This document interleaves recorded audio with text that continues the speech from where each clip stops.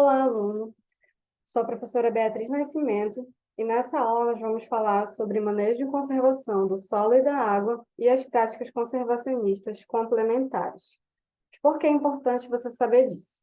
Porque são técnicas, né, que contribuem para que a terra, tanto o solo quanto a água, que estão sempre ali diretamente ligados, continuem fornecendo aquilo que sempre fornecem a todos nós, começando pelos produtores agrícolas especificamente. Com frequência, a gente pode observar pastos, lavouras com solos expostos, né, encharcados, solos que perdem a sua propriedade. Então, essas práticas elas vêm de forma a tentar mitigar e recuperar o estado inicial desses solos. Mas por que que é importante recuperar aquilo que está degradado? Porque temos como consequências, né, do uso inadequado desse solo, os processos erosivos que geram assoreamento nos corpos d'água, assoreamentos esses que são, no caso, processos onde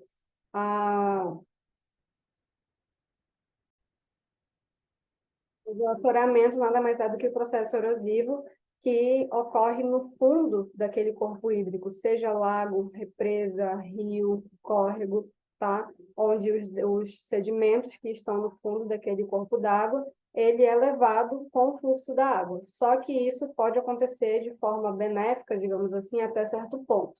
Quando passa de um limite considerado adequado, aí já é o processo erosivo de assoreamento e ele sempre vem em decorrência do mau uso daquele solo que está ali recobrindo aquele corpo hídrico e também, em grande parte, de retirada de vegetação de mata ciliar. Tá? A gente também tem como consequência a compactação do solo, a lixiviação do solo e consequente perda de matéria orgânica, de minerais, de potássio, de fósforo, dos nutrientes como um todo, né, daquele solo. Também temos o aumento do custo da produção, porque tem a necessidade de repor elementos perdidos, então vai ser um gasto a mais para aquele produtor, e o aumento da salinidade daquele solo. Então, assim, no meio rural, o principal agente causador da perda do solo é a erosão mecânica. Essa erosão, ela é um tipo que é causada pela exposição do solo ao contato direto com as gotas de água da chuva, da irrigação, só que uma irrigação que seja mal conduzida e também da enxurrada. E aí a gente vem falar aqui especificamente do que é a erosão, que é esse processo de deslocamento do solo ou da rocha de uma superfície. Ele pode ocorrer por ação de fenômenos naturais ou antrópicos, ou seja, através, né, da ação de pessoas.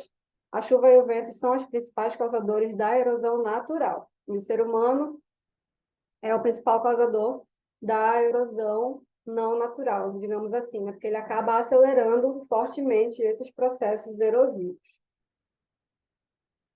E aí a gente não pode falar de erosão sem falar um pouco da formação do solo. A formação do solo ele tem como nome específico a pedogênese, né? Que é um processo que ocorre desde a formação aqui do nosso planeta, ocorre principalmente em razão da ação do intemperismo. O intemperismo é o processo que é sofrido pelas rochas com o passar dos anos, está responsável pelo desgaste de uma rocha original, que é chamada de rocha-mãe, e a sua gradativa transformação em sedimentos menores, né, que vão dar origem aos materiais que compõem os solos. Materiais esses que vão desde folhas secas, podem ser galhos de árvores, insetos mortos, animais mortos, e assim sucessivamente. E aliado a isso, nós temos também alguns fatores que ajudam a formar o solo, não só, né, esse fator orgânico, mas também a chuva, o calor, o frio, também atuam nesse processo. Há horizontes e poros e cores diferentes nos solos, dependendo de como que eles foram formados. Os horizontes eles podem ser observados principalmente onde a gente vê solos em formato de barrancos, né? E também temos diferentes cores dos solos. Tem solos mais pretos, mais vermelhos, mais marrons. E os poros nada mais são do que os espaços, né?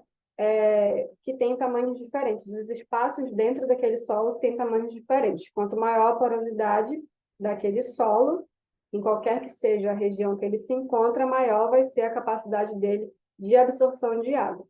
E quanto mais compactado esse solo tiver, ou seja, quanto menor porosidade ele tiver, a retenção da água vai ser mais difícil, assim como também vai ser mais difícil para as raízes que estão ali respirarem. Então, né, para impedir que esse solo como um todo seja degradado, nós temos práticas conservacionistas, que estão englobadas em três tipos principais, que são as práticas conservacionistas vegetativas, as edáficas e as mecânicas. E começando falando sobre as práticas conservacionistas vegetativas, nós temos como primeira o florestamento e o reflorestamento. Nada mais são do que o plantio de florestas, né, o repovoamento dessas florestas existentes, ou principalmente de florestas que já foram esgotadas, que já foram totalmente retiradas, suprimidas, né? Ajudam a conservar o solo, protegem as encostas, retêm gases nocivos que desencadeiam o aquecimento global e possuem alto valor econômico para aquele produtor que está ali manejando aquela floresta. Em seguida, nós temos a prática de manejo de pastagem, né, que nada mais é do que o uso racional dessas pastagens, sendo que, como o pasto é uma cultura perene, ele tem que ser encarado e manejado como uma cultura perene, né, para que a produção e a qualidade e a longevidade daquele pasto seja assegurada. Então, a integração da lavoura com a pecuária, ela é um manejo que acaba resgatando as práticas tradicionais, como a rotação de cultura, o manejo do gado em piquete, né? E aí, inclusive, com incentivos do governo junto àquele produtor, essa integração, ela vem sendo difundida aqui no Brasil cada vez mais. Em seguida, nós temos a prática que trabalha com plantas de cobertura. As culturas de cobertura, elas sempre vão incluir os adubos verdes e a manutenção dos restos de cultura na superfície daquele solo. E aí, o que a gente consegue com isso, né? Tem uma diminuição da variação da temperatura do solo, reduz a perda por erosão, retém uma maior quantidade de água, diminui a evaporação e o escoamento superficial daquela água que está ali, evita o processo erosivo e promove maiores rendimentos dos cultivos agrícolas para aquele produtor. E as principais plantas utilizadas nesse método são as leguminosas e as gramíneas que são cultivadas e também as plantas nativas de acordo com a região que for realizado esse método, né, de recuperação. Temos também o método de plantio direto, que nada mais é do que preparar a terra em sulcos, como está aqui nessa imagem, tá? Apenas na linha de plantio, sempre vai seguir a linha de plantio que já existe naquela cultura, na superfície do solo. Entre essas linhas aqui, vai se formando uma camada de cobertura morta, após a capina ou a aplicação dos herbicidas necessários para aquela lavoura, né? E aí essa forma de preparo evita que o solo ele seja revolvido de forma desnecessária. Também temos como prática vegetativa a cultura em faixas. Aqui na imagem dá para ver também bem claramente que é o cultivo de duas ou mais espécies em faixas alternadas. Cada faixa dessa é uma espécie diferente, né? Localizadas em largura variável ou em diferentes camadas, né? No caso de culturas secundárias, e na mesma parcela, na mesma época do cultivo. Então, tem que ser diferentes espécies, mas espécies que possam ocorrer em um mesmo período do ano, para que todas tenham sucesso, né, nessa recuperação. A cultura em faixas, ela promove uma interação favorável entre essas plantas, né, entre essa variedade de espécies, e tem efeitos benéficos na porosidade desse solo, que acabei de dizer do que se trata, né, e na biodiversidade que ocorre ali naquele solo também, e além de promover ciclos de nutrientes e aumentar os rendimentos daquele solo. Também como prática vegetativa, nós temos a prática dos cordões de vegetação permanente, que são fileiras de plantas, né? Quase sempre cultivadas em curva de nível. Curva de nível são como se fossem degraus aqui, né? Com uma largura de no máximo 2 metros.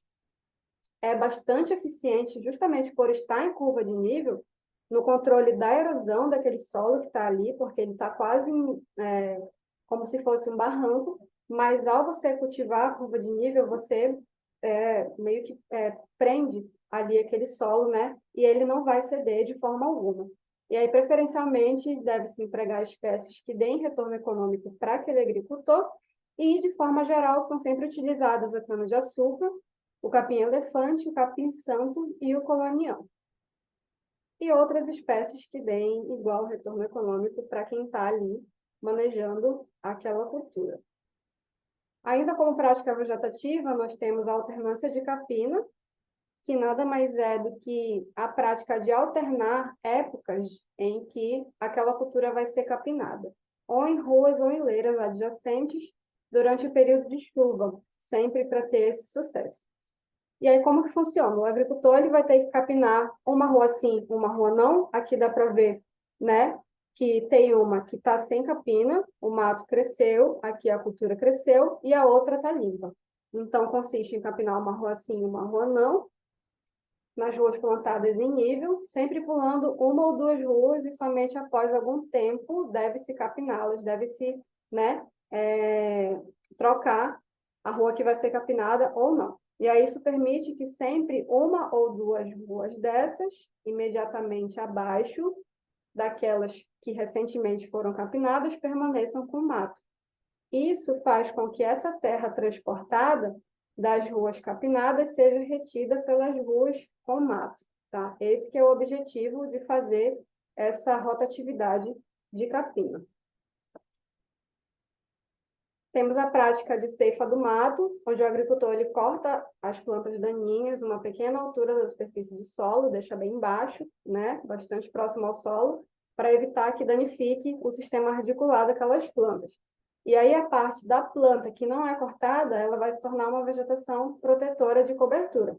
Ou seja, o agricultor ele corta, mas ele deixa o que foi podado ali ao redor. Onde cair, vai ficar. Ele não faz essa limpeza, tá? Justamente para que essa vegetação ela fique ali como uma cobertura da própria planta. Nós também temos a faixa de bordadura, onde o agricultor ele tem que estabelecer faixas nas áreas marginais das terras cultivadas.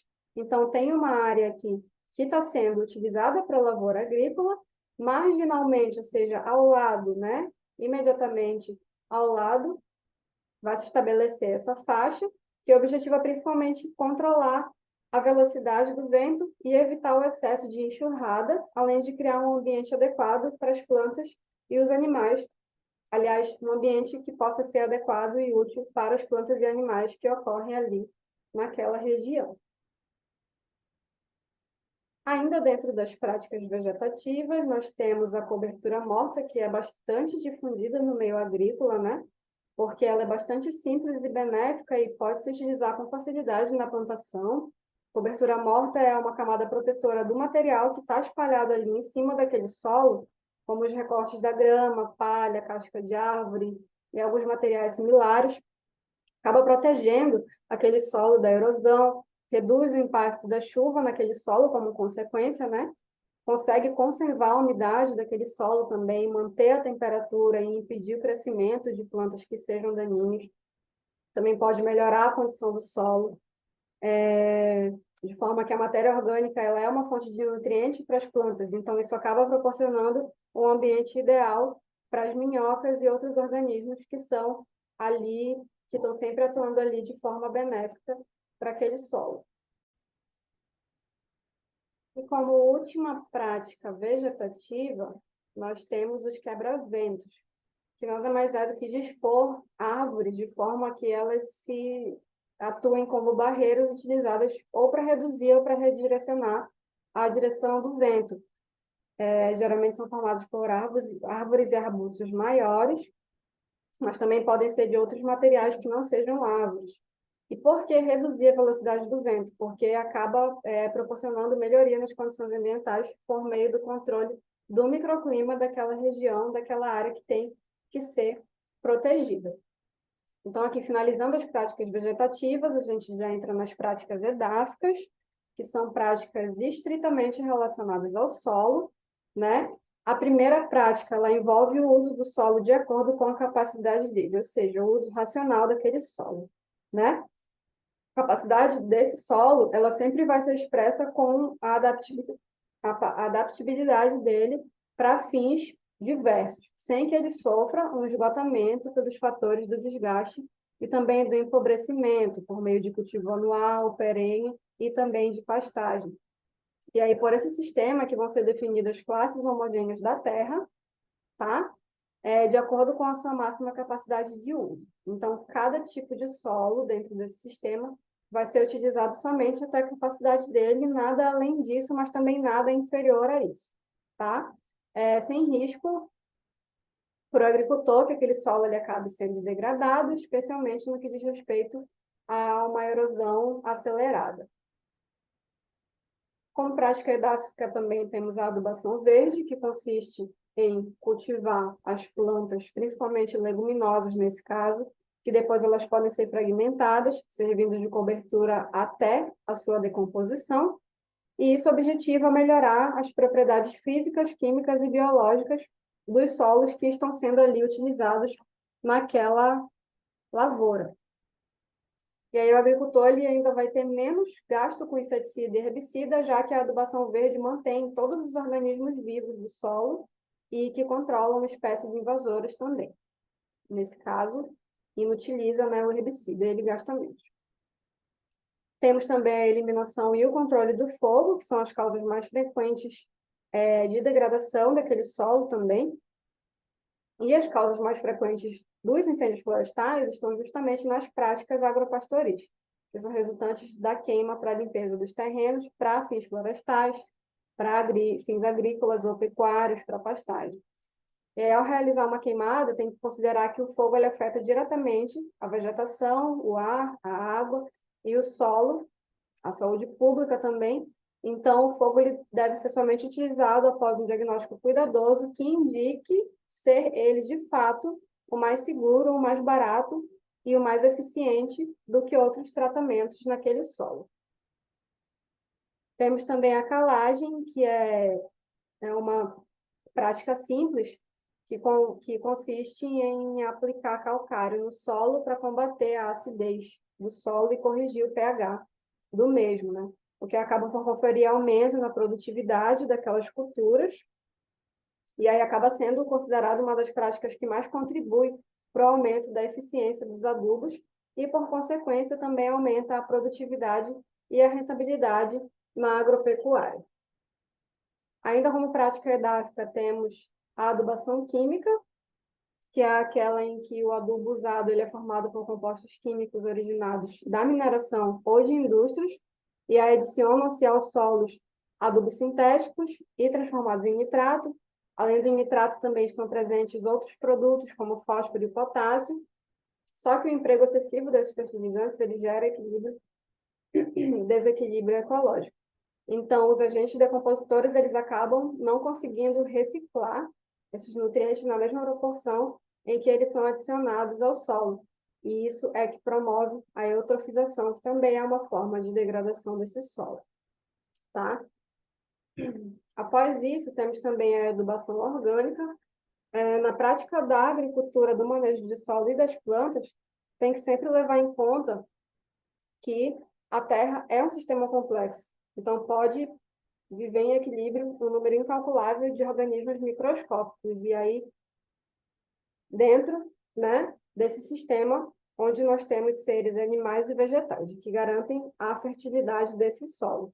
Então, é aqui que entra a necessidade de se fazer uma adubação orgânica, porque eles são nada mais do que os estercos, os compostos orgânicos que estão presentes já previamente no solo, são considerados fertilizantes mais completos e equilibrados. E aí essa matéria orgânica ela acaba suprindo as plantas com elementos nutritivos e, consequentemente, reduzindo as perdas de nutrientes pela lavagem dos fertilizantes químicos que têm uma alta solubilidade, favorecendo o desenvolvimento dos micro-organismos no solo e também propiciando uma melhor agregação de suas partículas, melhorando assim o arejamento daquele solo. Perdão.